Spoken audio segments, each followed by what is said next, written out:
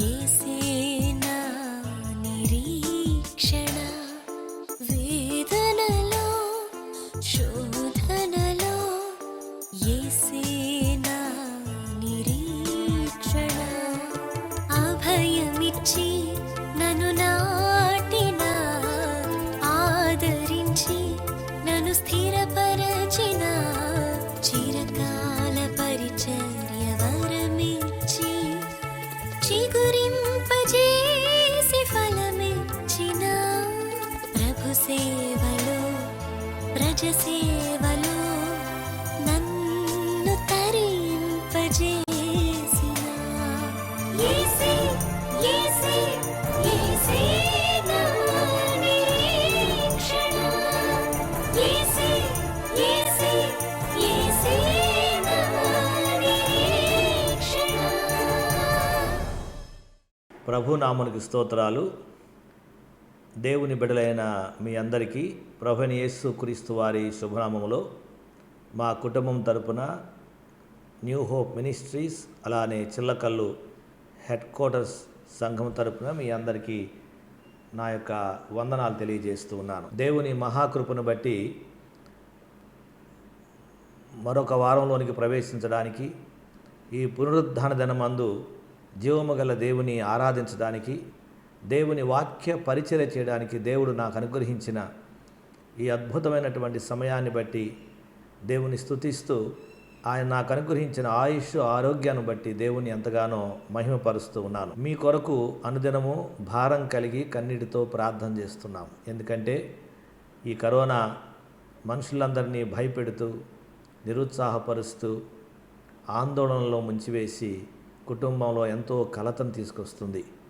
కనుక దేవుని యొక్క సహాయం మీకు ప్రభు తప్పకుండా అనుగ్రహిస్తాడని నమ్ముచు, మన ప్రార్థనలు వినుటలో మనం ఆరాధించే దేవుడు నమ్మకస్తుడని మీకు నేను తెలియజేస్తున్నాను. నా కొరకు మీరు ప్రార్థన చేస్తున్నందుకు కూడా ప్రత్యేకమైన వందనాలు తెలియజేస్తూ ఉన్నాం. చాలామంది సేవకురాండ్రు ప్రభునందు నిద్రిస్తున్నారు.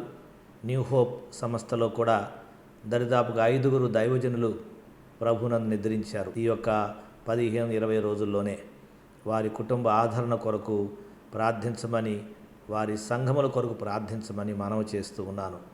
అలానే సంఘములు అనేక మంది విశ్వాసులు వారి కుటుంబంలో కొంతమంది ప్రభునందు నిద్రించారు. వారి కుటుంబం కొరకు, వారి ఆదరణ కొరకు ప్రార్థించాలని ప్రభువుపేట మీకు నేను మనవి చేస్తున్నాను.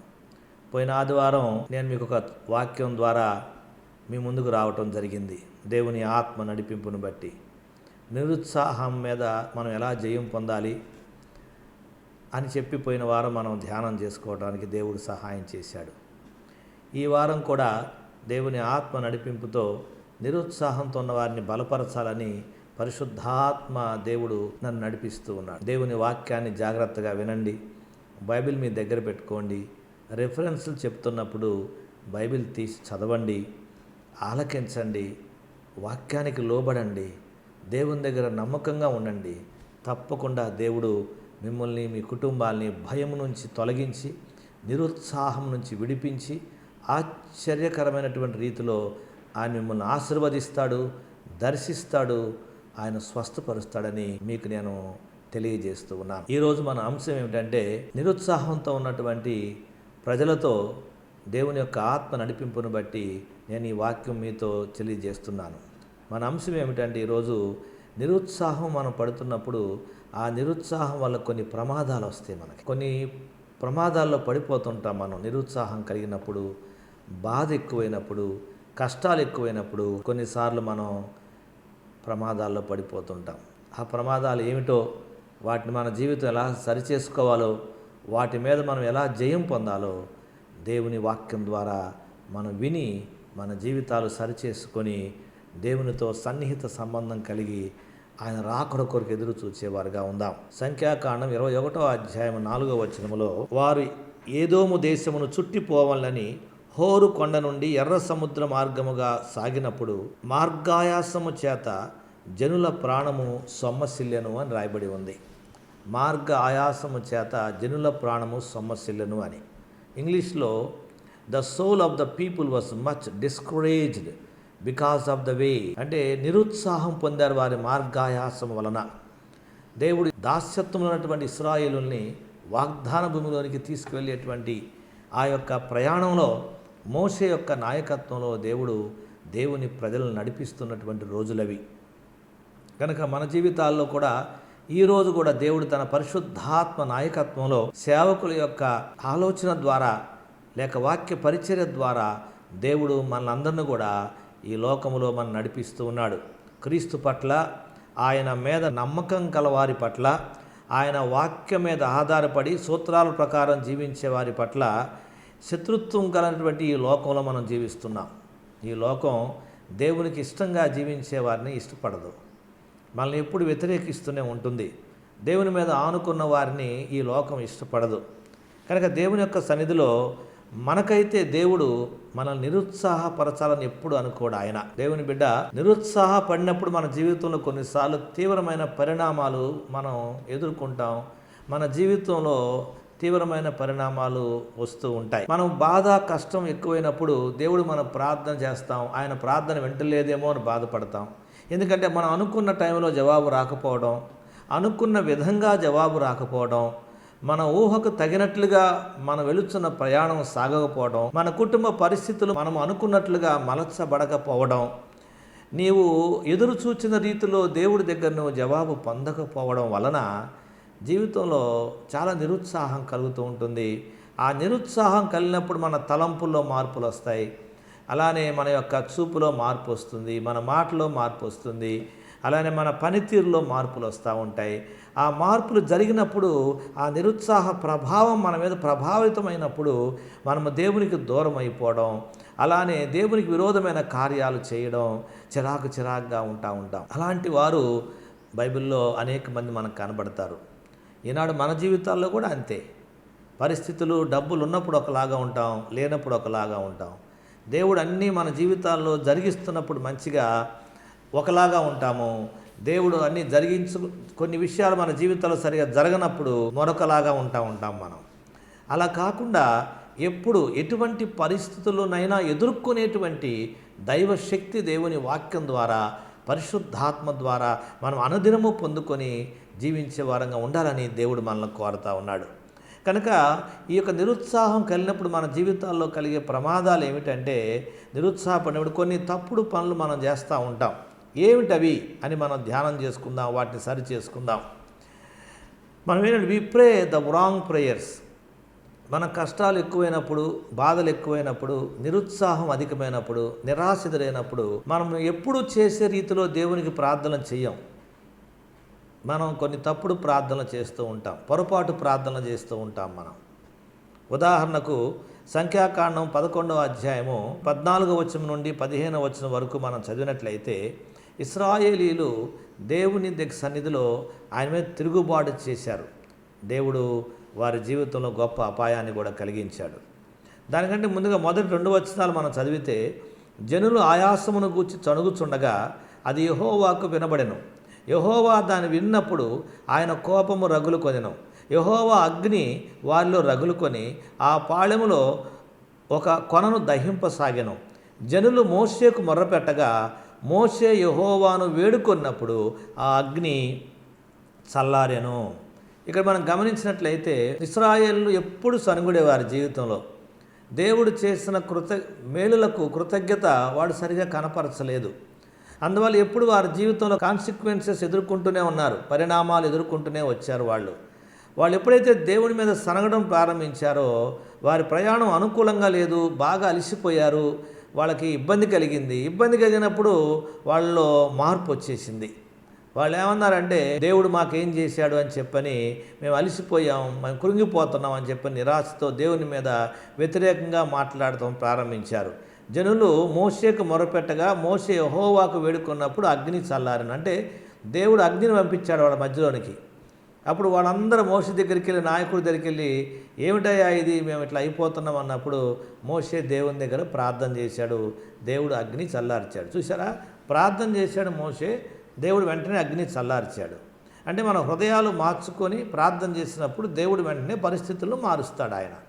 ఇక్కడ మనం గమనించి చూసినట్లయితే వీళ్ళకి వచ్చిన సమస్య అలసిపోవటమే కాదు, మొన్నటిదాకా కూరగాయలే తిన్నాం మేము, మాకు ఇంక వేరే ఆహారమే లేదంటే దేవుడు పరలోకం నుంచి మన్నాను కురిపించాడు. తినడానికి మన్నా మాత్రమే ఉందని వారు మళ్ళీ ఫిర్యాదు చేయడం ప్రారంభించారు.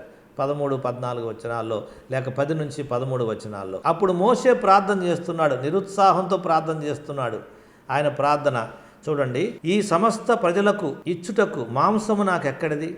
వారు నన్ను చూచి ఏడ్చుచు తినుటకు మాకు మాంసం ఇమ్మని అడుగుతున్నారు. ఈ సమస్త ప్రజలను ఒంటిగా మోయ నా వల్ల కాదు, అది నేను భరింపలేని భారము. నీవు నాకిట్లు చేయదలచిన ఎడల నన్ను చంపుము. నా మీద కటాక్షం వచ్చిన ఎడల నేను నా బాధను చూడకున్నట్లు నన్ను చంపుము.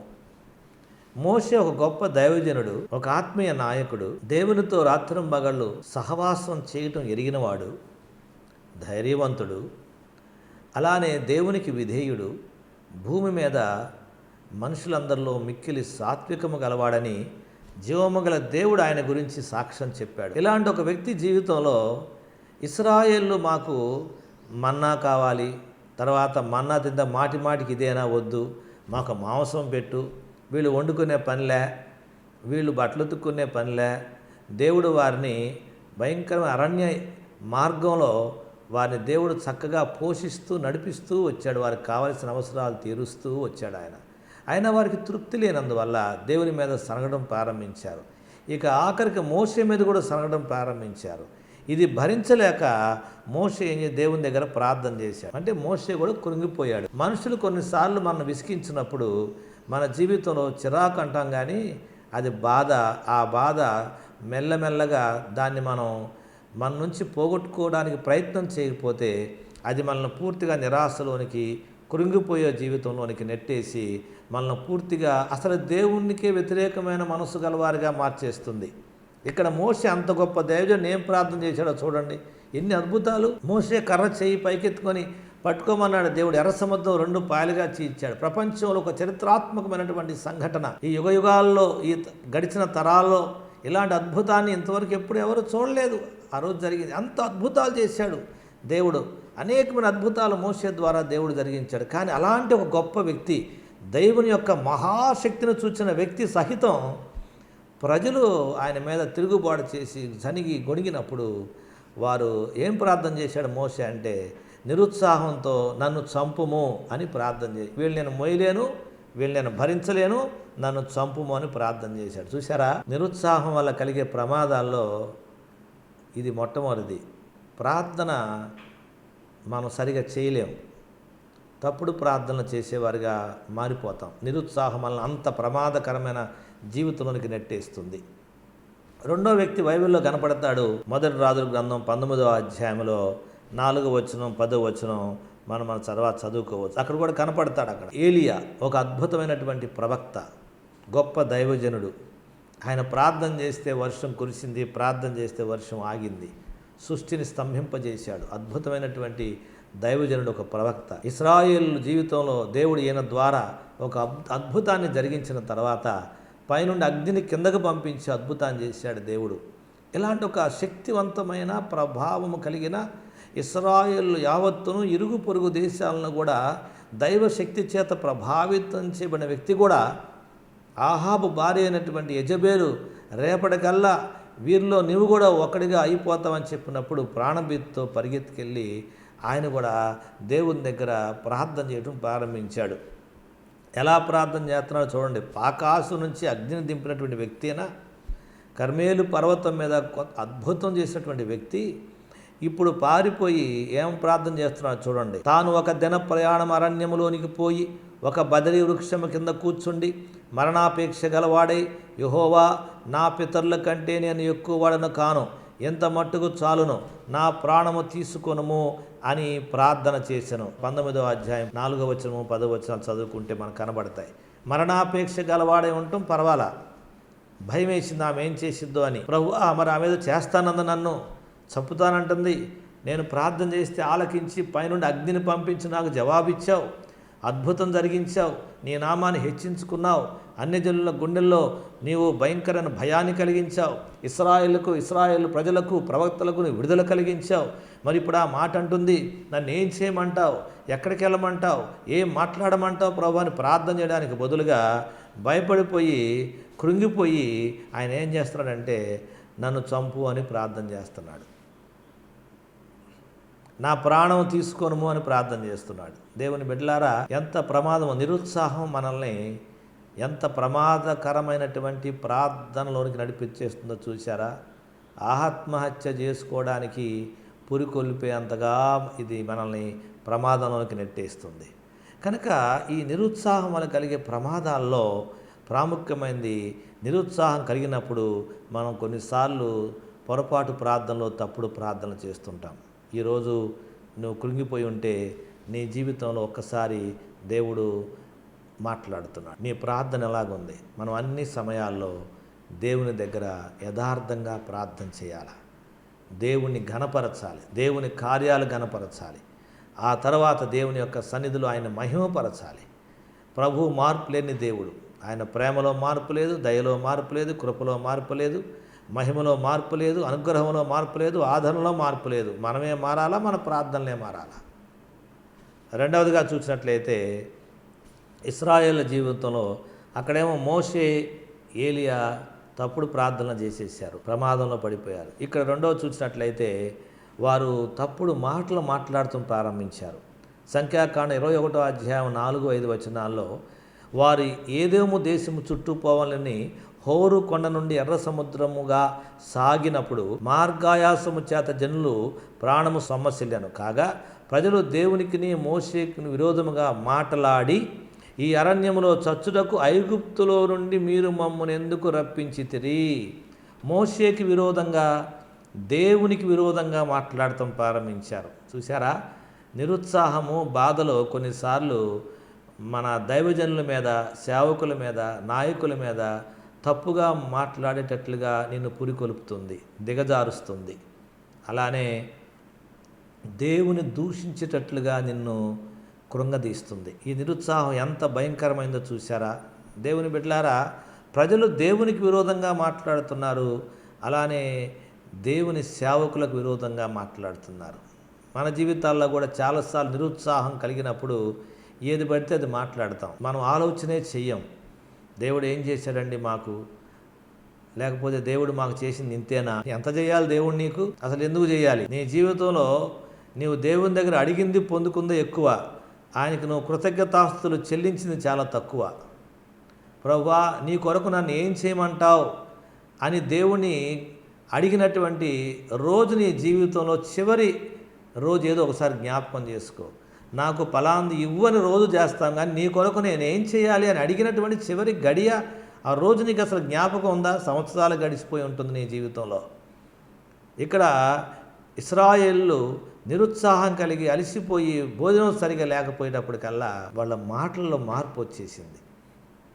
దేవునికి విరోధంగా మాట్లాడుతున్నారు, దేవుని సేవకుల విరోధంగా మాట్లాడుతున్నారు. ఈనాడు చాలామంది అనుకూలమైన బోధ చేస్తేనే పొగుడుతారు. ఉన్నటువంటి సత్యాన్ని బైబిల్లో బోధిస్తే చాలామందికి బాధ కలుగుతుంది, చాలామందికి గాయాలు కలిగిస్తుంది. దేవుని వాక్యం బైబిల్లో ఉంది, దేవుని వాక్యం సుత్తె వంటిది అని, బండను బ్రద్దలు చేయు సుత్తె వంటిది అని. బండ లాంటి హృదయాలను కొడుతుంది వెళ్ళిది, నీ గుండెకు చాలా దెబ్బ తగిలిద్ది, గాయం కలుగుతున్నట్లుగా అనిపిస్తుంది. దేవుని బిడ్డలారా, దేవుని వాక్యం సజీవమై రెండంచుల వాడి అయిన ఖడ్గము కంటేనో పదునైనదై ప్రాణ ఆత్మ మూలుగును విభజించినంత మట్టుకు దూరుచు నీ హృదయ అంతరంగాన్ని పరిశోధిస్తుందని రాయబడి ఉంది. కనుక దేవుని వాక్యం అన్ని స్థలాలకు చొచ్చుకొని వెళుతూ ఉంటుంది. నిన్ను సరిచేయడానికి ఎప్పుడు దేవుని వాక్యం పనిచేస్తూనే ఉంటుంది. కనుక బాధ కలుగుతుంది మనుషులకు. కొన్నిసార్లు దేవునికి విరోధంగా మాట్లాడుతూ ఉంటారు. మనం నిరుత్సాహపడినప్పుడు చాలాసార్లు మనం ఏది పడితే అది మాట్లాడతాం, తర్వాత మళ్ళా ఆ మాట్లాడిన మాట వెనక్కి తీసుకోలేం కదా. ఇశ్రాయేలు కూడా ఇక్కడ దేవుని దూషించారు, దేవుని సేవకుడైన మోషేని దూషిస్తున్నారు. కారణం ఏంటంటే వీళ్ళ జీవితంలో నిరుత్సాహం.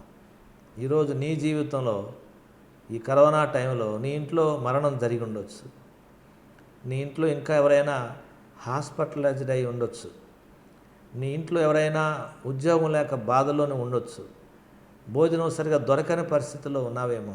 సోదరా సోదరి, ఈ లోకం మనకు శాశ్వతం కాదు. నువ్వు కృంగిపోవద్దు, నిరుత్సాహపడొద్దు. ఒకవేళ నిరుత్సాహం కలిగినా నీవు దేవుని దగ్గర ఆయన గురించి, ఆయన కార్యాల గురించి ఉన్నతమైన స్థితిలో మనం మాట్లాడేవారుగా ఉండాలి.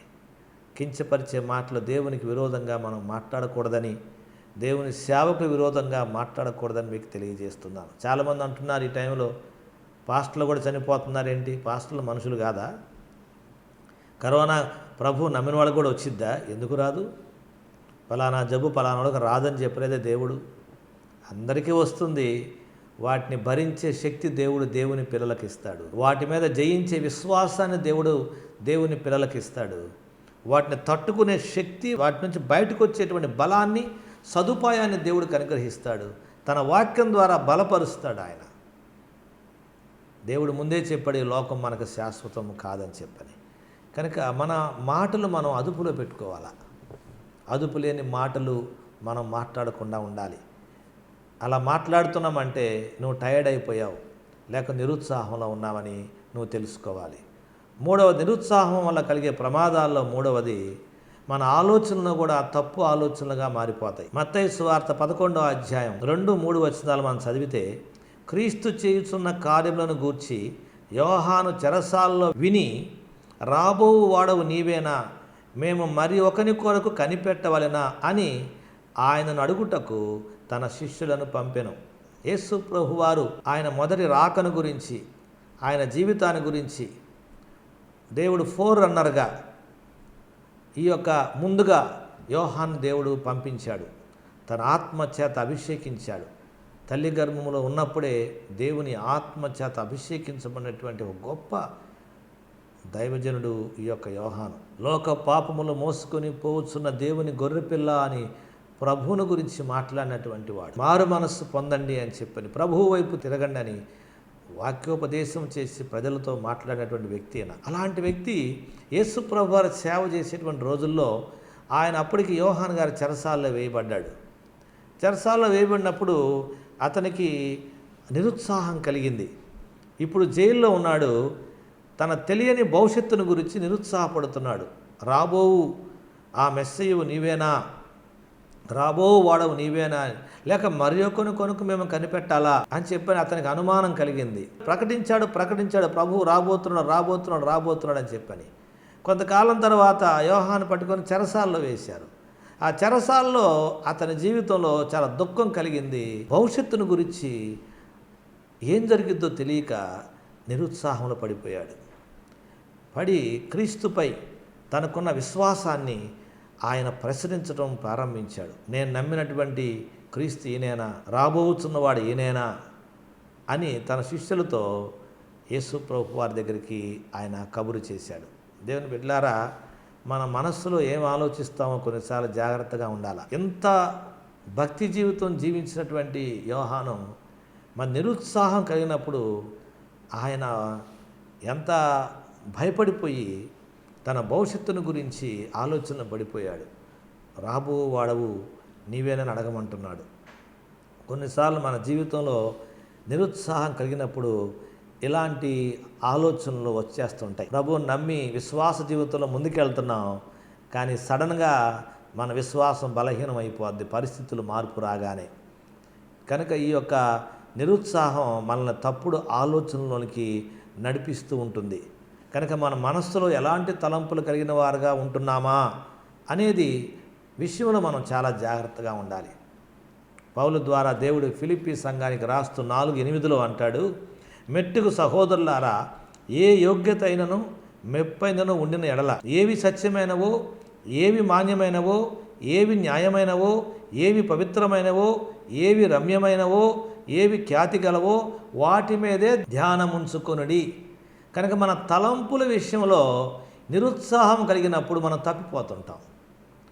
కనుక మనం ఎప్పుడు దేవుని వాక్యం మీద, దేవుని మీద మనము దృష్టి కలిగిన వారుగా, మన తలంపులు దేవుని మీద, ఆయన వాక్యం మీద ఉంచేవారుగా ఉండాలని మీకు నేను తెలియజేస్తూ ఉన్నా. తర్వాత ఈ నిరుత్సాహం వల్ల నాలుగవది జరిగే పొరపాట్లలో, నిరుత్సాహం వల్ల కలిగే ప్రమాదాల్లో నాలుగవది ఏంటంటే మనం చూసే చూపులో కూడా మార్పు వస్తుంది. అంటే చెడ్డ విషయాలు మనం చూస్తాం, మంచి మనకు కనబడవు. సంఖ్యాకాండం 13వ అధ్యాయము 25వ వచనం 33వ వచనం వరకు మనం చదివితే, వారు 40 దినములు ఆ దేశమును సంచరించి చూచి తిరిగి వచ్చిరి. మోషే ఇశ్రాయేలు అందరిని కూడా నడిపిస్తూ వాగ్దాన భూమి దగ్గరికి 12 మందిని వేగువారుగా గూఢాచారులుగా పంపించాడు. అక్కడికి వెళ్ళి చూసి రండి ఆ దేశం ఎలాగుందని చెప్పని. అది పాలు తేళ్లు ప్రవహించే దేశం అని ముందుగానే దేవుడు చెప్పాడు. కనుక అక్కడికి వెళ్ళి చూసిరామంటే వీళ్ళందరూ వెళ్ళారు. ఆ వాక్యం అంతా చదవడానికి ఎక్కువ టైం పడుతుంది కాబట్టి తర్వాత మీరు చదువుకోండి. 25వ వచనం నుండి 33వ వచనం వరకు అంత దూరం వెళ్ళారు వీళ్ళు. కానీ వెళ్ళిన తర్వాత అక్కడ చూసిన తర్వాత వాళ్ళ మాటల్లో చాలా మార్పులు వచ్చేసినాయి, వాళ్ళ చూపులో చాలా మార్పు వచ్చింది. ఎందుకంటే అట్లు వారు వెళ్ళి పారాను అరణ్యమందలి కాదేశులో ఉన్న మోషే అహరోనుల యొద్దకు ఇశ్రాయేలు సర్వ సమాజం వద్దకు తిరిగి వచ్చి వారికిని ఆ సర్వ సమాజమునకును సమాచారము తెలియజెప్పి ఆ దేశపు పండ్లను వారికి చూపించిరి. వారు అతనికి తెలియపరిచినది ఏమనగా, మమ్మను పంపించిన దేశం వెళ్ళితిమి, అది పాలు తేళ్లు ప్రవహించు దేశమే, దాని పండ్లు ఇవి. అయితే ఆ దేశములో నివసించు జనులు బలవంతులు, వారి పట్టణములు ప్రాకారము గలవి, అవి మిక్కిలి గొప్పవి. మరియు అక్కడ అనాకీలను చూచితిమి. అమాలేకీయులు దక్షిణ దేశము నివసించున్నారు, హిత్తీయులు, యెబూసీయులు, అమోరీయులు కొండ దేశము నివసించున్నారు, కానానీయులు సముద్రము వద్ద యొర్దా నదీ ప్రాంతము నివసించున్నారని చెప్పిరి. కాలేబు మోషే ఎదుట జనులను నిమ్మలపరచుము, నిశ్చయముగా వెళుదుము, దాన్ని స్వాధీనపరచుకుందుము, దాన్ని జయించుటకు మనం శక్తి చాలునన్ను. అయితే అతనితో కూడా పోయిన ఆ మనుష్యులు, ఆ జనులు మనకంటే బలవంతులు, మనము వారి మీదకి పోజాలమనిరి. మరియు వారు తాము సంచరించి చూచిన దేశమును గూర్చి ఇశ్రాయేలుతో చెడ్డ సమాచారము చెప్పి, మేము సంచరించి చూచిన దేశము తన నివాసులను భక్షించు దేశం, దానిలో మాకు కనబడిన జనులందరూ ఉన్నత దేహులు, అక్కడ నెఫిలీయులు సంబంధులైన అనాకు వంశపు నెఫిలీయులు చూచితిమి, మా దృష్టికి మేము మిడతల వలె ఉంటిమి, వారి దృష్టికి అట్లే ఉంటిమని. చూసారా, వాళ్ళ చూపులో మార్పు వచ్చేసింది. వారు చెడ్డ విషయాలు అంటే ఇక్కడేమో మనం గమనించినట్లయితే, ఒకటి వాళ్ళు మనకంటే ఉన్నత దేహులు, 100 అడుగులు ఏం కాదు కదా, వాళ్ళు మనం గెలవలేం, వాళ్ళకంటే మేము చాలా చిన్నగా ఉన్నాం, మేము మిడతల్లా కనబడుతున్నాం అని చెప్పని వాళ్ళ సూచన విధానంలో మార్పు వచ్చేసింది. యాక్చువల్గా అయితే మనం నిరుత్సాహపడినప్పుడు మన సమస్యలు అసలు కంటే చాలా పెద్దగా కనపడతాయి. మనం నిరుత్సాహంలో కష్టాల్లో ఉన్నప్పుడు మన సమస్యలు అసలు నిజం కంటే చాలా పెద్దగా కనపడతాయి. ఇది సైతాన్ గాడి యొక్క ట్రిక్. చూసారా, సమస్యలు మనకు వచ్చినప్పుడల్లా ఆ సమస్య చిన్నదే కానీ దానికంటే పెద్దగా కనపడేట్టుగా చేస్తాడు సైతాన్ కొన్నిసార్లు మన జీవితంలో. వీళ్ళు ఏ దేశానికి వేగు చూడడానికి పంపించారో ఈ 12 మందిలో, దీంట్లో కాలేబు ఉన్నాడు, యెహోషువ కూడా ఉన్నారు. వాళ్ళేమన్నారు, ఆ దేశంలో తాము చూసిన అన్ని అవరోధాల కన్నా దేవుడు గొప్పవాడని సాక్ష్యం చెప్పారు. వీళ్ళు చూసిన దానికి చెప్పిన దానికి, వాళ్ళు చూసిన దానికి చెప్పిన దానికి తేడా చూసారా? నిరుత్సాహంలో ఉన్నవాడేమో వాళ్ళ మనం గెలవలేము, మనకంటే ఉన్నతమైన దేహులు, వాళ్ళ దృష్టిలో మేము మిడతల్లాగా ఉన్నామన్నారు. కానీ విశ్వాసంతో నిన్నటువంటి, దేవుని మీద నమ్మకం కలిగినటువంటి కాలేబు, యెహోషువ నిరుత్సాహ సందర్భం ఉన్నప్పటికీ కూడా వారేమన్నారంటే, మనకున్న ఎదురైన అవరోధాలన్నిటికంటే మన దేవుడు గొప్పవాడు అని వారు సూచిన దాని గురించి చెప్పగలిగారు. దేవుని బిడ్డలారా, కొన్నిసార్లు మన జీవితంలో సూచేయన్ని కరెక్ట్ కాదు. మన నిరుత్సాహపడిపోయినప్పుడు మనకు కనబడేవి మనకి మరొక రాగా అనిపిస్తూ ఉంటాయి. ఏ రకంగా ఈ లోకంలో మనకి ఏది కనపడినప్పటికీ మనమైతే ప్రతి దాని మీద మన దేవుడు జయమివ్వగలడు, గొప్పవాడని మనం నమ్మేవారుగా ఉండాలి. తర్వాత గమనించట్లయితే 5వది, నిరుత్సాహం వల్ల కలిగే ప్రమాదాల్లో కొన్నిసార్లు మనం నిరుత్సాహం కలిగినప్పుడు కొన్ని తప్పుడు పనులు చేస్తుంటాం, కొన్ని చెడ్డ పనులు చేస్తుంటాం. ఇశ్రాయేలు అదే సంఖ్యాకాండం 20వ అధ్యాయం 7 నుంచి 11 దాకా చదివితే, అంతటా యెహోవా మోషేకు ఇలాగ సెలవిచ్చెను, నీవు నీ కర్రను తీసుకొని నీవుని నీ సహోదరుని అహరోన్ను ఈ సమాజమును పోగు చేసి వారి కన్నుల ఎదుట ఆ బండతో మాట్లాడుము, అది నీళ్ళిచ్చును. నీవు వారి కొరకు నీళ్లను బండలోని రప్పించి సమాజమునకు వారి పశువులకు త్రాగుటకిమ్ము. యెహోవా అతనికి ఆజ్ఞాపించినట్లు మోషే ఆయన సన్నిధి నుండి ఆ కర్రను తీసుకొని పోయి తరువాత మోషే అహరోనుల ఆ బండ ఎదుట సమాజమును పోగు చేసినప్పుడు అతడు వారితో, ద్రోహులారా వినుడి, మేము ఈ బండలో నుండి మీ కొరకు నీళ్లు రప్పింపవలెనా అనెను. అప్పుడు మోషే తన చెయ్యెత్తి 2 మారులు తన కర్రతో ఆ బండను కొట్టగా నీళ్లు సమృద్ధిగా ప్రవహించెను, సమాజమును పశువులను త్రాగెను. ఇక్కడ చూసారా, దేవుడు ఏం చెప్పాడంటే ఇశ్రాయేలును తీసుకెళ్లేది దేవుడు, మోషే కాదు. మోషే నాయకత్వంలో దేవుడు మోషేని నాయకత్వం ఇచ్చాడు, మోషేని కూడా దేవుడు నడిపిస్తున్నాడు. ప్రజలు దేవుని వారు, నాయకత్వం దేవుంది, నాయకుడు దేవుని వాడు, మొత్తం దేవుడే చేస్తున్నాడు. వీళ్ళందరూ నడిపించుకెళ్ళేటప్పుడు నీరు అవసరమైన త్రాగడానికి దేవుడు మోషేతో చెప్పాడు, వెళ్ళి కర్రను తీసుకుని వెళ్ళి నీవు ఆ బండతో మాట్లాడము అన్నాడు. కర్ర తీసుకొని వెళ్ళాడు, కానీ బండతో మాట్లాడలా, వీళ్ళతో మాట్లాడుతున్నాడు. ద్రోహులారా, మీకు బండలోంచి నీళ్ళు కావాలరా అని చెప్పని అతని యొక్క నిరుత్సాహం, లేకపోతే అతని ఆ బాధ, వేదన మనుషుల్ని ఎలా ఎలా మార్చేస్తుందో చూశారు. కొన్నిసార్లు ఏం పని, దేవుడు చెప్పిన పని చేయకుండా ఈ యొక్క నిరుత్సాహం డైవర్ట్ చేస్తుంది. దేవుడు బండతో మాట్లాడమంటే వెళ్ళి కర్రతో ఆ బండ మీద 2 సార్లు కొట్టాడు. దేవుడు మంచోడు కాబట్టి, ప్రేమ గలవాడు కాబట్టి మాట్లాడిపోయినా కర్రతో కొడితే దేవుడు జలాలు ఇచ్చాడు దాంట్లో నుండి. అసలు కొడతాం ఎందుకు, మాట్లాడమన్నాడు దేవుడు. నిలబడి బండా నీటి ఊట నీలో ఉంచి కలుగును గాక అని చెప్పమన్నాడు దేవుడు. అంత శక్తి అధికారం ఇస్తే ఈ నిరుత్సాహం ఏం చేసిందో చూసారా. ద్రోహులారా, మీకు నీళ్ళు కావాలా అని చెప్పని ఆ కర్ర ప్రజల మీద చూపించే కోపం అంతా ఆ బండ మీద చూపించాడు. ఇక్కడ తను చేసే పని మీద చూపించాడు. అంటే నిరుత్సాహం నీ పనిని ప్రభావితం చేస్తుంది. నీ పనిని అది తప్పుడు పనిగా చేయడానికి, దేవునికి ప్రతికూలమైన పని చేయడానికి నిరుత్సాహం నిన్ను ప్రభావితం చేస్తుంది. ఈరోజు నీ జీవితంలో ఏం పని చేస్తున్నావు దేవుని కొరకు? అసలుకి ఏమైనా చేస్తున్నావా దేవుని కొరకు? దేవుడు నీకు అన్నీ చేస్తున్నాడు. దేవుడు నాకు ఫలాన్ని చేయలేదని చెప్పు, అన్నీ చేస్తున్నాడు. కానీ నిరుత్సాహం కొన్నిసార్లు దేవుడు చెప్పే పనులు మనం చేయకుండా అది మనలో దేవుని వ్యతిరేకమైన పనులు చేయడానికి మనల్ని ప్రభావితం చేస్తుంది. ఇది 5వ ప్రమాదం వీళ్ళ జీవితాల్లో మనం గమనిస్తే. ప్రజలు నిరుత్సాహపరిచినందున ఇలాంటివి జరిగినాయి.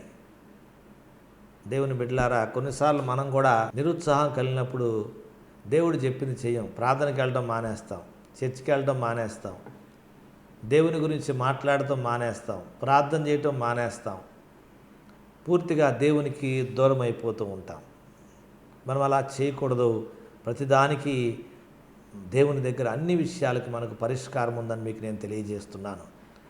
దేవుని బిడ్డలారా, ఈ యొక్క నిరుత్సాహం ఈ యొక్క దైవజనుక మోషే జీవితంలో దేవుడు చెప్పిన పని చేయకుండా అవిధేయుడిగా చేసేసింది. అందుకని ఏం జరిగింది, కాన్సిక్వెన్సెస్ తెలుసా? అతడు పాలు తేనెలు ప్రవహించే వాగ్దాన దేశాన్ని చూచాడే కానీ అందులో ప్రవేశించలేకపోయాడు. ఈనాడు దేవుని ఆశీర్వాదాలు నువ్వు అందరి జీవితాల్లో చూస్తున్నావు, కానీ నీ జీవితం అనుభవించలేకపోతున్నావు. కారణం ఏంటంటే నువ్వు దేవునికి అవిధేయుడు అయ్యావు, అవిధేయురాలు అయ్యావు.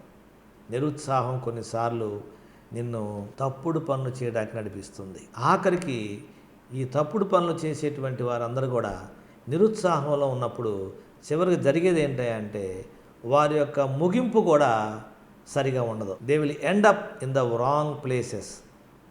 వారు చివరికి తప్పుడు ప్రదేశాల్లో వాళ్ళ యొక్క ముగింపును ముగిస్తారు. యోనా చూడండి, ఉదాహరణకు అతడు చేసినటువంటి పొరపాటు వల్ల, నిరుత్సాహం కలిగి అతడు చేసిన పొరపాటు వల్ల పోయి తిమంగళం గర్భంలో పడ్డాడు. ఆఖరికి అక్కడ పడిపోయాడు. అబ్రహాము దేవుని మాట వినకుండా ఐగుప్తుకు వెళ్ళాడు. అక్కడ కాన్సిక్వెన్సెస్ తన భార్య విషయంలో ఎదుర్కొన్నాడు. ఎలిమెలెకు నయోమి ఇద్దరు మంచివాళ్లే. ఆశీర్వాదకరమైనటువంటి బెత్లెహేమును విడిచిపెట్టి వాళ్ళు మోయాబుకు వెళ్ళారు కరువు వచ్చినప్పుడు. ఆఖరికి మగవాళ్ళందరూ చనిపోయారు. నయోమి తన ఒక్క కోడలతో రూత్తో ఇంటికి తిరిగి వచ్చింది. ముగింపు ఎలా ఉందో చూసారా? విచారానికి, దుఃఖానికి నడిపించేసింది. పేతురు నిరుత్సాహం కలిగింది. ప్రభువు నమ్ముకున్నాం, ఆయన ఏదో గొప్ప కార్యం చేస్తాడు, రాజ్యాన్ని స్థాపిస్తాడు, ఆయన రాజ్యంలో నేను కూడా ఉండాలని ఆశించాడు. కానీ యేసు ప్రభు యొక్క ఆలోచనలు ఆయన రాజ్యం వేరని, లోక సంబంధమైన కాదని తెలుసుకోలేకపోయాడు. ఆయన సిలువ వేస్తున్నప్పుడు ఆయన విడిచి పారిపోయి అన్యులు అక్కడ చలిమంట కాసుకుంటుంటే అక్కడికి వెళ్ళిపోయాడు. శత్రువుల మంట దగ్గరికి వెళ్ళి కూర్చునే స్థాయికి దిగజారిపోయాడు. ముగింపు అక్కడ అయిపోయింది. ఆయన తోమ యేసు ప్రభు చనిపోయిన తర్వాత తిరిగి లేచి వస్తే ఆదివారం ఆయన అక్కడ ప్రభు దర్శించడానికి వస్తే లేడు.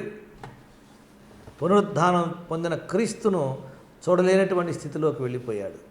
దేవుని బిడ్డలారా, ఇవన్నీ కూడా మన జీవితంలో నిరుత్సాహం వల్ల కలిగే ప్రమాదాలు. చివరిగా ఇంకో మాట కూడా చూసినట్లయితే ఆఖరికి they will develop the wrong spirit. నిరుత్సాహం పొందినటువంటి వాళ్ళు వాళ్ళ జీవితాల్లో తప్పుడు ఆత్మను వృద్ధి పొందించుకుంటారు, లేకపోతే తప్పుడు స్ఫూర్తి కూడా అనొచ్చు. వారిలో ఒక చెడ్డ ఆత్మను వాళ్ళు వృద్ధి పొందించుకుంటారు. ఉదాహరణకు మనం గమనించినట్లయితే ఇశ్రాయేలు సణుగుచున్న ఆత్మను వృద్ధి పొందించుకున్నారు వాళ్ళ జీవితంలో. ఈ యొక్క నిరుత్సాహం విమర్శనాత్మకమైనటువంటి ఆత్మను వారిలో వృద్ధి పొందిస్తుంది. అంత మాత్రమే కాదు, ఓటమి స్ఫూర్తి మనం విడిచిపెట్టడానికి సిద్ధంగా ఉండాలి. ఓడిపోతాం, మనకేమీ దొరకదు అనేటువంటిది మన జీవితాల్లో ఉండకుండా మనము దాన్ని విడిచిపెట్టేటువంటి వారంగా ఉండాలని దేవుడు కోరుతున్నాడు. ఈ సమయంలో మనం మన స్వచిత్తం కాదు, దేవుని చిత్తాన్ని నెరవేర్చే దేవుని ఆత్మకు మనం లోబడేవారుగా ఉండాలి. ఇలాంటి పరిస్థితులు మనలో చెడు ఆత్మను వృద్ధి పొందించుకునే స్థాయికి మనం ముందుకెళ్ళిపోయినప్పుడు మనలో చేదు మొదలవుతుంది. చేదు మనల్ని నాశనం చేస్తుంది ఆ తప్పుడు ఆలోచనలో. అందుకే హెబ్రీ పత్రిక 12:15 దేవుడు అంటాడు, మీలో ఎవడైనను దేవుని కృపను పొందకుండా తప్పిపోవునేమో అనియు చేదైన వేరు ఏదైనా మొలిచి కలవరపరచుట వలన అనేకులు అపవిత్రులైపోదురేమో అంటున్నాడు. చేదైన వేరు మొలిచే అవకాశం ఉంటుంది ఈ నిరుత్సాహం వల్ల. కనుక దేవుని బిడ్డలారా, ఒకసారి ఆలోచన చేయండి మన జీవితాల్లో. How to beat this discouragement or overcome discouragement. ఈ నిరుత్సాహాన్ని ఎలా ఓడించాలి, ఎలా నిరుత్సాహం మీద మనం జయం పొందాలి. ఈరోజు నువ్వు దుఃఖంలో ఉన్నావు, నిరుత్సాహంలో ఉన్నావు, దానివల్ల అనేకమైన ఇబ్బందులు పాలైపోతున్నావు. దాన్ని ఎలా ఎదుర్కొని దాన్ని ఎలా ఓడించాలంటే మన జీవితంలో మనము 3 విషయాల మీద ఆధారపడాలి. ఒకటి, పరిశుద్ధాత్మ దేవుడు. నిరుత్సాహం మీద ఎలా జయించాలి, ఎలా జయం పొందాలి, దాన్ని ఎలా ఓడించాలంటే హోలీ స్పిరిట్ని పిలవాలి. నా జీవితంలో కొన్నిసార్లు బాగా దుఃఖం కలిగినప్పుడు, నిరుత్సాహం కలిగినప్పుడు, ప్రార్థనకు జవాబు ఆలస్యమైనప్పుడు, కొన్ని పనులు అవనప్పుడు మేమేం చేస్తానంటే దేవుని యొక్క సన్నిధిలో అలా కూర్చుంటాను. బాధ కుంగిపోయే స్థితిలోకి వెళ్తాం. కూర్చొని ఏం మాట్లాడను, పరిశుద్ధాత్మదేవా, పరిశుద్ధాత్మదేవా, పరిశుద్ధాత్మదేవా, పరిశుద్ధాత్మదేవా, పరిశుద్ధాత్మని పిలుస్తూనే ఉంటాను. ఒక 2-3 నిమిషాలు పిలిచినప్పటికల్లా కళ్ళల్లో నీళ్లు తిరిగిపోతాయి, దుఃఖం కలుగుద్ది. దేవుని ఆత్మ కార్యం నా జీవితంలో ప్రారంభమైంది. మనం బలహీనంగా ఉన్నప్పుడు ఎలా ప్రార్థన చేయాలో తెలియదు కాబట్టి ఆ నిరుత్సాహంతో కూడిన ఆత్మీయ జయం పొందడానికి పరిశుద్ధాత్మ సహాయాన్ని కోరినప్పుడు దేవుని ఆత్మ మనలో ఆవరిస్తాడు. ఆ నిరుత్సాహంతో భయంతో కూడిన ఆత్మను తొలగించి పరిపూర్ణమైన దేవుని ఆత్మశక్తి చేత ఆయన మనల్ని నింపి బలపరుస్తాడు. రెండవది, దేవుని వాక్యాన్ని చదవాలి. ఎన్నో వాగ్దానాలు బైబిల్లో ఉన్నాయి. భయపడకము, భయపడకము, భయపడకము, నిరుత్సాహపడొద్దు, ధైర్యంగా ఉండమని చెప్పి అనేకమైన వాగ్దానాలు దేవుడు మనకి ఇచ్చాడు. దేవుని వాక్యంలో దేవుని వాక్యం చాలా బలమైంది. బండను బద్దలు చేయు సుత్తె వంటిది, అగ్ని వంటిదని బైబిల్లో రాయబడి ఉంది. ప్రాణ ఆత్మ మూలుగులను విభజించునంత మట్టుకు దూరి పరిశోధించి సరిచేయగలిగినటువంటి దేవుని వాక్యం. దేవుని బిడ్డలారా, ఆ వాక్యం మనం ఎప్పుడు చదవాలి. రోజు వాక్యాన్ని చదివేవారుగా ఉండాలి. మూడవ అవకాశం, ఇంకొక భాగ్యం కూడా దేవుడు మనకి ఇచ్చాడు. Privilege of prayer. We have the privilege of prayer. ప్రార్థన చేసేటువంటి ఒక భాగ్యాన్ని దేవుడు మనకి ఇచ్చాడు. ఒకటి పరిశుద్ధాత్మ దేవుని సహాయం, 2 వాక్య సహాయం, 3 ప్రార్థన ద్వారా మనం దేవుని దగ్గరికి వెళ్ళొచ్చు. 4వది మనం చూస్తే we have brothers and sisters in Christ. యేసు క్రీస్తు రక్తములో కడగబడిన సహోదరులు సహోదరులు మనకున్నారు. వాళ్ళ దగ్గర మనం చెప్పుకోవాలి, ఇలా బాధలు ఉన్నా, ఇలా కష్టాలు ఉన్నాయి, మనసు బాధగా ఉంది, ప్రార్థన చేయండి మా కొరకని. వాళ్ళు మన కొరకు ప్రార్థన చేస్తారు కనుక వారు మనం బలపరిచేటువంటి వారుగా ఉంటారు. కనుక దేవుని బిడ్డలారా, దేవుని యొక్క సన్నిధిలో మనము ఎటువంటి పరిస్థితులైనా ఎదుర్కోవడానికి మనం సిద్ధంగా ఉండాలి. పరిస్థితులకు సంబంధం లేకుండా సరైన వైఖరిని మనం పాటించేవారుగా ఉండాలి. ఉదాహరణకు యోసేపు తన జీవితంలో ఎన్ని కష్టాలు కృంగదీసినా అతడు దేవుని మీద తన దృష్టిని మళ్లించడం మానలేదు, పాజిటివ్గా ఆలోచించాడు. దానియేలు తన జీవితంలో ఎన్ని పరిస్థితులు అతన్ని పూర్తిగా కృంగదీసే పరిస్థితులు ఎదురైనా అతడు ధైర్యంతో విశ్వాసంతో దేవుని మీద ఆనుకొని నిలబడ్డాడు, ఏం మాత్రం కూడా జంకలేదు. పౌలు శీల ఎంతో కొట్టారు, వాళ్ళని హింసించి చెరసాల్లో పడేసి బొండలు కట్టి సెక్యూరిటీ గార్డ్స్ని పెట్టారు కదలకుండా. కానీ వారు ఏమాత్రం జంకలేదు, వారి దృష్టి మారలేదు, వారి ఆలోచన మారలేదు, వారి యొక్క ఉద్దేశాలు మారలేదు. దేవుని బిడ్డలారా, దేవుని సన్నిధిలో మనము స్థిరులుగా కదలని వారిగా ఉండాలని కోరుతున్నాడు దేవుడు. 1 కొరింథీ పత్రిక 15:58 కాగా నా ప్రియ సహోదరులారా, మీ ప్రయాసం ప్రభువునందు వ్యర్థము కాదని ఎరిగి స్థిరులను కదలని వారును ప్రభువు కార్యాభివృద్ధి యందు ఎప్పటికీ ఆసక్తులై ఉండుడి. మనము స్థిరులను కదలని వారుగా ఉండాలి. తుమ్మితే ఊడిపోయే ముక్కులాగా ఉండకూడదు మన విశ్వాసం.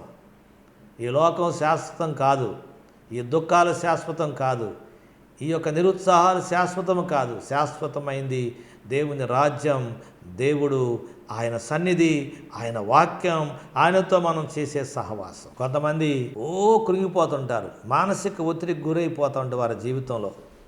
దేవుని బిడ్డలారా, దాన్ని అధిగమించలేక నిరుత్సాహపడిపోతూ ఇంకా కృంగిపోతూ ఉంటారు. దేవుని సన్నిధిలో మనం అలా ఉండటానికి వీల్లేదని దేవుడు కోరుతున్నాడు. సైతాను గాడు కొన్నిసార్లు మన ఆత్మను ఏం చేయలేడు, అందుకని వాడు ఏం చేస్తాడంటే నిరుత్సాహపరచడానికి మన మీద దాడి చేస్తాడు, మన అణిచివేయడానికి ప్రయత్నం చేస్తాడు, మన సాక్ష్యం మీద దెబ్బతీసడానికి ప్రయత్నం చేస్తాడు, మన సమర్థతను, మన జీవితం మీద వాడు ఏదో ఒక దాడి చేయడానికి ప్రయత్నం చేస్తూ ఉంటాడు.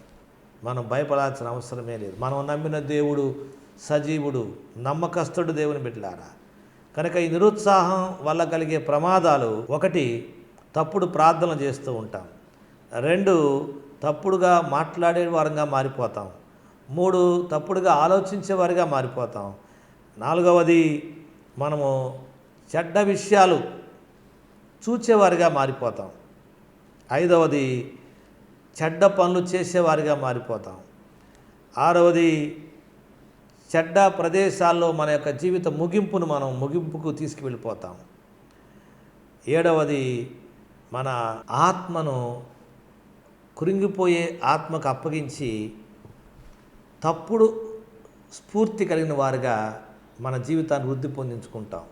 ఇన్ని రకాలుగా ఈ యొక్క నిరుత్సాహం మన జీవితంలో ప్రమాదాలు కలిగిస్తుంది. దీన్ని ఎలా ఓడించాలి నిరుత్సాహాన్ని అంటే, దేవుని సన్నిధిలో మనం పరిశుద్ధాత్మ సహాయం ద్వారా, దేవుని వాక్య సహాయం ద్వారా, ప్రార్థన చేయుట ద్వారా, మన సహోదరులతో సహవాసము చేయుచు దేవుని మీద దృష్టి కలిగి ఉండటం ద్వారా, చివరిగా మన జీవితంలో పరిస్థితులు సంబంధం లేకుండా సరైన వైఖరి, నిరుత్సాహం కలిగినప్పుడు, బాధ కష్టాలు కలిగినప్పుడు యోసేపు వలె, దానియేలు వలె, పౌలు శీలల వలె స్థిరంగా కదలిన వారిగా, విశ్వాసమున కర్త, దాన్ని కొనసాగించువాడైన యేసు వైపు చూచు మనం ముందుంచబడిన పరుగు పందెములో ఓపికగా మనం పరిగెత్తాలని దేవుడు మనల్ని కోరుతున్నాడు. సోదరి సోదరుడా, దేవుడు నీతో నాతో మాట్లాడుతున్నాడు. ఈ కరోనా దినాల్లో ఈ భయాలు, ఈ తెగుళ్ళు, ఈ రోగాలు, ఈ కష్టాలు మనల్ని కృంగదీయడానికి ప్రయత్నం చేస్తాయి.